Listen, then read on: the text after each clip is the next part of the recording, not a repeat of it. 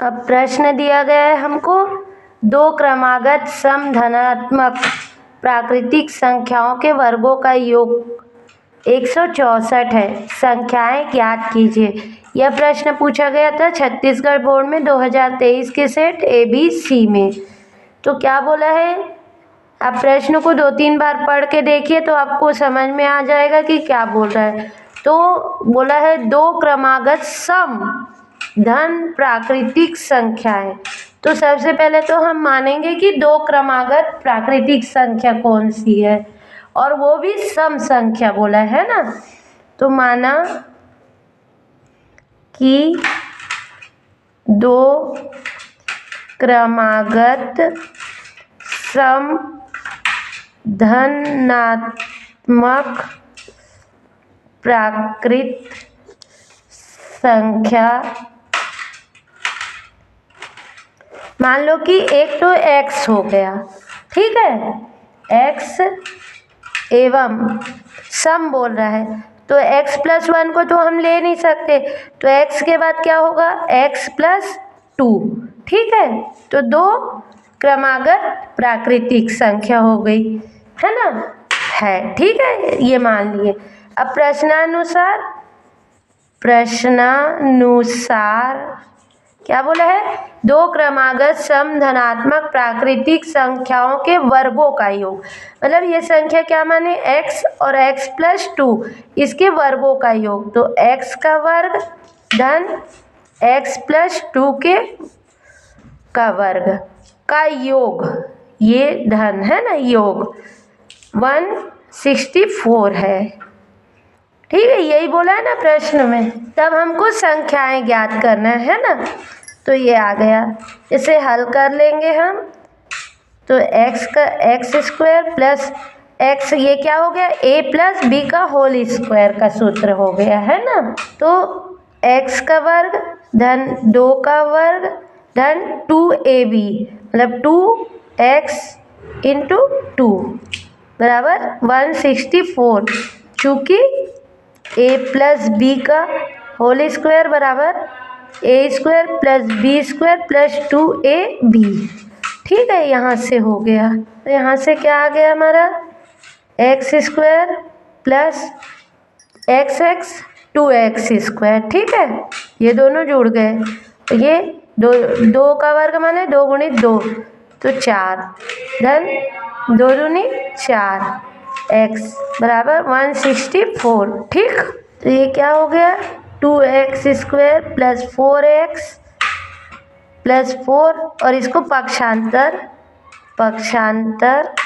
करने पर पक्षांतर कर दिए, है ना। क्या हो गया, ये प्लस में वो इधर आके माइनस में हो गया, 164 = 0।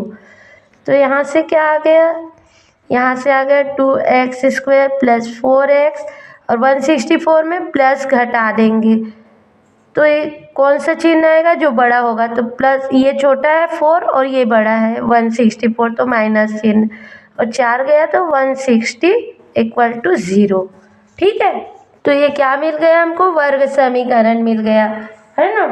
अब कोई कंडीशन तो दी नहीं है, तो वर्ग समीकरण को आप या तो गुणनखंड विधि से हल कर सकते हैं या सूत्र विधि से, आपको जो सही लगे और जल्दी बने आपसे वो विधि आप आगे कर सकते हैं ना। तो यहाँ पर हम गुणनखंड विधि से बता रहे हैं अभी।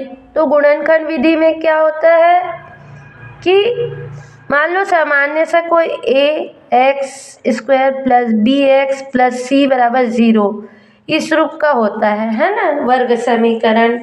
तो जब a और c का गुणा करते हैं, मध्य पद जो है a c का गुणा करते हैं तो जो गुणनफल आता है, वैसे ही मध्य पद को तोड़ने पर, गुणा करने पर उसका गुणनफल आना चाहिए, है ना, और जोड़ने पर मध्य पद के बराबर होना चाहिए, ठीक है।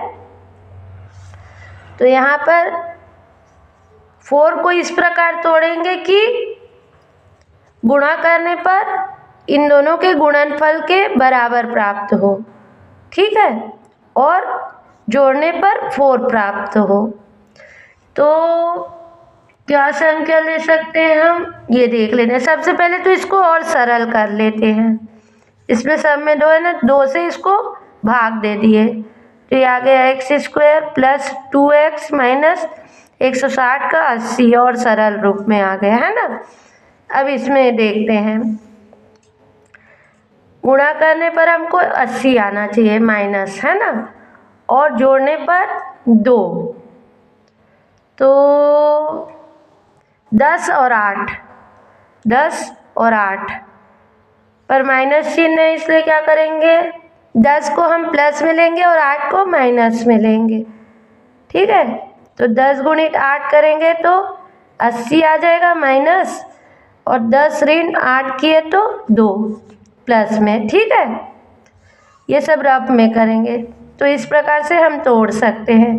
तो ये आ गया x² प्लस 2x की जगह हम क्या लिख सकते हैं, 10x minus 8x minus 80 equal to 0।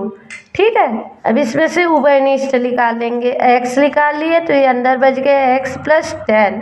ठीक है, यहाँ से क्या निकाल लिए, माइनस और 8, तो यहाँ x ऋण 10 प्लस 10, क्योंकि प्लस माइनस माइनस हो जाएगा, बराबर 0।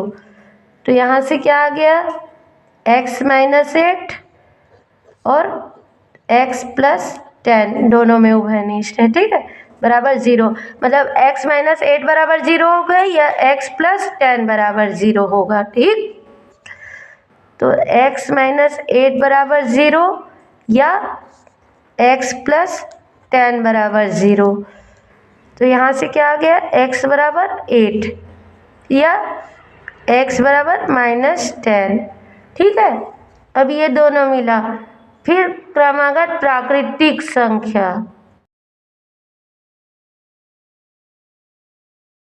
तो ये माइनस में नहीं हो सकता, इसलिए इसको माइनस को छोड़ देंगे और इसको 8 को ले लेंगे।